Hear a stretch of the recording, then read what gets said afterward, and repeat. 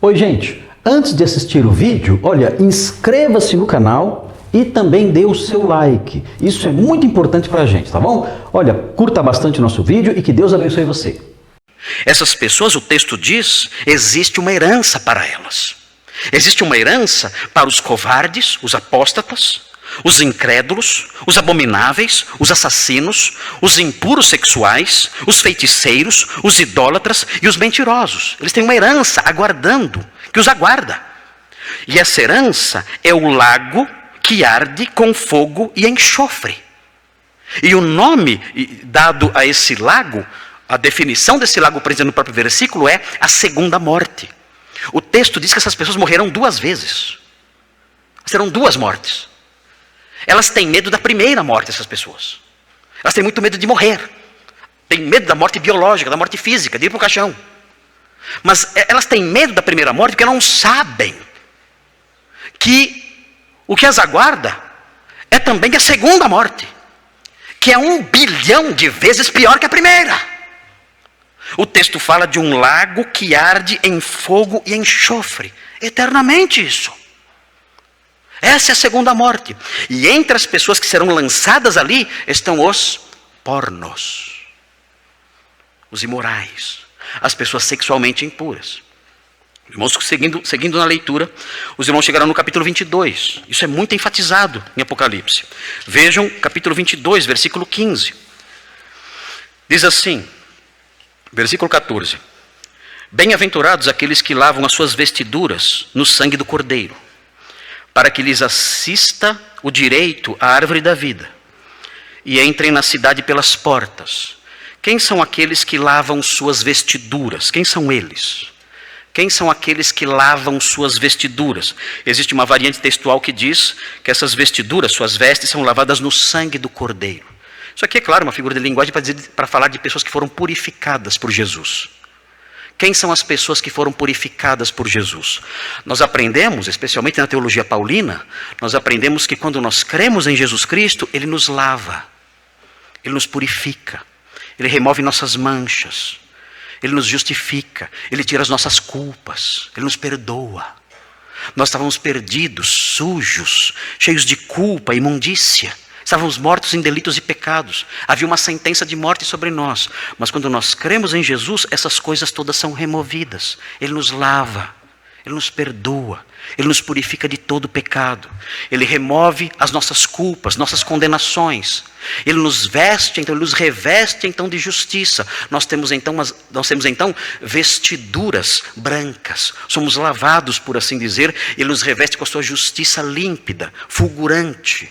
E passamos a ser então herdeiros da cidade santa. O texto fala sobre isso. Nós teremos direito à árvore da vida e entraremos na cidade de Deus pelas portas.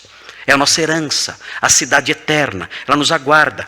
Todos aqueles que creem em Cristo são cidadãos celestes. Eles um dia vão entrar nessa cidade e estarão lá para sempre, junto de Deus e do Cordeiro. Essa é a nossa esperança, nós aguardamos isso ansiosamente. Nós queremos que esse dia chegue logo, que o Senhor venha, que o Senhor nos leve para o seu lar celeste, que a cidade celeste desça, que venha o seu reino e habitamos com Ele para sempre. Agora vejam o versículo 15. Fora ficam os cães. Ah, que pena, eu gosto tanto de cachorro. Não.